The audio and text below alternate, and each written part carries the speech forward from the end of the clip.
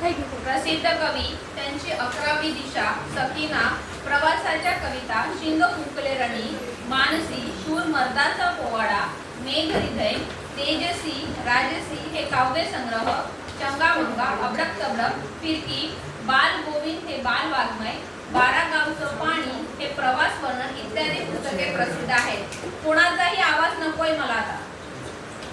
सर्व माणसे निसर्गाची लेकरे आहेत. या माणसातील श्रमिकांमध्ये माणुसकीचे नाते अभंग असल्यामुळे त्यांच्यामध्ये कोणत्याही प्रकारचा भेदभाव नसतो. प्रस्तुत कवितेतून कवीने हा मानवतावादी व उदात्त विचार व संदेश दिला आहे. प्रस्तुत कविता शिंग फुंकले रणी या काव्य संग्रहातून घेतली आहे. ओके, आता इथे काय म्हणतात ते कवी इथे कोणाबद्दल बोलतात की जे श्रमिक लोक आहेत, जे सर्वसाधारण मनुष्य आहेत किंवा जे शेतकरी आहेत, त्यांनी काय केलं पाहिजे, ते काय आहे ते आभाळाची लेकरं आहेत. म्हणजे त्यांची जी जमीन आहे, काळी जमीन ज्याच्यामध्ये काम करतात, जे राबतात, ती त्यांची आई आहे. आणि हे वरती जे खुलं आभाळ आहे, खुलं आसमान आहे, ते काय आहे, तर त्यांचे बाप आहे, ती त्यांची लेकरे आहेत. आणि या सर्वातून काय होतं तर कवी जे सांगतात हे श्रमिक लोक काय करतात, त्यांच्यामध्ये कोणताही धर्माचा, जातीचा भेदभाव नसावा किंवा भेदभाव नसतो आणि सर्व एकतेने काम करतात. त्यांची फक्त एकच जात असते, एकच धर्म असतो, एकच पंथ असतो, त्यांचं एकच नाव असतं, एकच गाव असतं. ते कोणतं? कष्ट करणे, श्रम करणे, घाम गाळून कष्ट करणे. आलं लक्षात? आणि ते कवी फक्त त्यांच्याबद्दल सांगतात की ही जे आहे, हे जे श्रमिक लोक आहेत, हे जे कामगार लोक आहेत, हे जे शेतकरी आहेत, ते कशा प्रकारे मेहनत करतात, कशा प्रकारे घाम गाळून त्यांचं जीवन पुढे चालवतात आणि त्यांना त्याच्यातच आनंद मिळतो. आलं लक्षात? आभाळाची आम्ही लेकरे, काळी माती आई, जात वेगळी नाही आम्हा धर्म वेगळा नाही. आणि ते कवी काय म्हणतात ते, तर हे जे श्रमिक लोक आहेत, हे जे श्रमिक आहेत, हे जे शेतकरी आहेत, ते काय म्हणतात ते, आम्ही कुणाची लेकरे आहोत, तर आम्ही आभाळाची लेकरे आहोत. लेकरे म्हणजे बाळ, किड्स. आणि ही जी आमची काळी माता आहे, ही जी आमची जमीन आहे, ती आमच्यासाठी कशासारखी आहे, ती आमच्यासाठी आमच्या आईसारखी आहे, मातेसारखी आहे. म्हणजे आम्ही आमच्या जमिनीला आमची माता समजतो आणि हे जे खुलं आसमान आहे, खुलं आभाळ आहे, ते काय आहे, तर ते आमचा बाप आहे आणि आम्ही त्याची लेकरे आहोत. जात वेगळी नाही आम्हा धर्म वेगळा नाही. आणि याशिवाय आमची कुठलीही अशी वेगळी जात नाही आणि कुठलाही असा वेगळा धर्म नाही. आम्हाला फक्त एकच जात माहित आहे, एकच धर्म माहित आहे. तो म्हणजे कोणता? माणुसकीचा. तो म्हणजे कोणता? श्रम करण्याचा. तो म्हणजे कोणता? तर सर्वांनी मिळून, एकत्र मिळून मेहनत करण्याचा. हा एकच धर्म, ही एकच जात आम्हाला ठाऊक आहे. दुसरी कोणतीही जात, कोणताही धर्म आम्हाला माहित नाही. आलं? पहिल्या 2 ओळी लक्षात आल्या? जाऊ पुढे. श्रमगंगेच्या तीरावरती कष्टकऱ्यांची आमची वस्ती, नाव वेगळे नाही आम्हा गाव वेगळे नाही. आणि ते पुढे कवी काय म्हणतात ते, तर श्रमगंगेच्या तीरावरती मतलब म्हणजे त्यांचे जे श्रम आहे किंवा ते ज्या ठिकाणी श्रम करतात ते गंगेसारखं पवित्र ठिकाण आहे आणि त्यांची वस्ती कुठे असते? तीरावरती. मतलब the bank of the river, त्याला तीर म्हणतात. आणि त्यांची वस्ती तिथे आहे जिथे ते घाम गाळून काम करतात. आणि कष्टकऱ्यांची आमची वस्ती म्हणजे आम्ही तिथे राहतो जिथे आमचं घाम गाळून आम्ही खूप कष्ट करतो. ते आम्हाला कशासारखं आहे, तर गंगेसारखं पवित्र आहे आणि ते ठिकाण आमच्यासाठी काय आहे, तर खूप पवित्र आहे. आमची तिथे वस्ती आहे आणि नाव वेगळा नाही आम्हा गाव वेगळा नाही. आणि त्याशिवाय आमचं कोणतंही असं वेगळं नाव नाही आणि कोणतंही वेगळं गाव नाही. आम्हा सर्वांची एकच ओळख आहे, ती म्हणजे आम्ही काय आहोत, आम्ही कष्टकरी आहोत, आम्ही श्रमिक आहोत, आम्ही शेतकरी आहोत आणि आमच्यामध्ये दुसरा असा कोणताही भेदभाव नाही.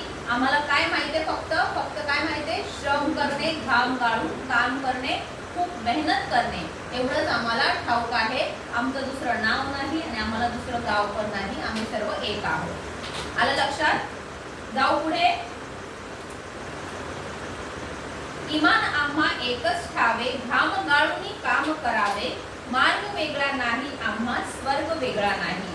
आणि ते कवी काय म्हणतात ते, की इमान म्हणजे त्यांचा एकच असं काय आहे, तर त्यांचा इमान, त्यांचं जे आहे एकच आहे. तो काय आहे, एकच. आम्हाला एकच इमान माहित आहे. आम्हाला आमचं एकच आत्म्याचं अंतर्मन आमचं काय म्हणतंय, आम्हाला एकच असं आमचं ध्येय आहे, आमचं एक इमान आहे. काय, तर फक्त घाम गाळून काम करावे, खूप मेहनत करायची, खूप कष्ट करायचे, दिवस रात्र घाम गाळून काम करायचे. हा एकच आम्हाला आमचं काय आहे, ध्येय आहे, आमचं इमान आहे. मार्ग वेगळा नाही आम्हा स्वर्ग वेगळा नाही, आणि त्यापेक्षा दुसरा असा कोणताही आम्हाला मार्ग नाही आणि आमच्यासाठी दुसरा असा स्वर्ग पण नाही. आमचा स्वर्ग काय आहे? ज्या काळ्या मातीत आम्ही कष्ट करतो तो आमच्यासाठी स्वर्ग आहे. जिथे आम्ही घाम गाळतो, जिथे आम्ही घाम गाळून काम करतो ते आमच्यासाठी काय आहे? तो आमच्यासाठी स्वर्ग आहे. दुसरं काहीही आम्हाला ठाऊक नाहीये. नाही कोणतं गाव वेगळं आहे, ना नाव वेगळं आहे, ना धर्म वेगळा, ना जाती वेगळी, ना मार्ग वेगळा, ना स्वर्ग वेगळा. आम्हाला फक्त काय माहित आहे? एकच माहित आहे की घाम गाळून काम करणे. आलं लक्षात? जाऊ पुढे. माणुसकीचे अभंग नाते आम्हीच आमचे भाग्य विधाते, पंथ वेगळा नाही आम्हा संत वेगळा नाही. आणि इथे पुढे कवी काय म्हणतात ते? काय त्यांच्यामध्ये या श्रमिकांमध्ये किंवा या शेतकऱ्यांमध्ये किंवा आमच्यामध्ये कोणतं नातं आहे? तर माणुसकीचं अभंग नातं. अभंग म्हणजे कधीही न तुटणारं एक अभेद्य नातं आहे. ते कोणतं आहे? माणुसकीचं. आमच्यामध्ये काय असं आहे? तर आमच्यामध्ये माणुसकी आहे. आम्ही एकमेकांना मदत करणार आहोत, आम्ही एकमेकांना घेऊन पुढे जाणार आहोत, आम्ही एकमेकांना घेऊन सतत काम करणार आहोत. आणि आमच्यामध्ये कोणतं नातं आहे?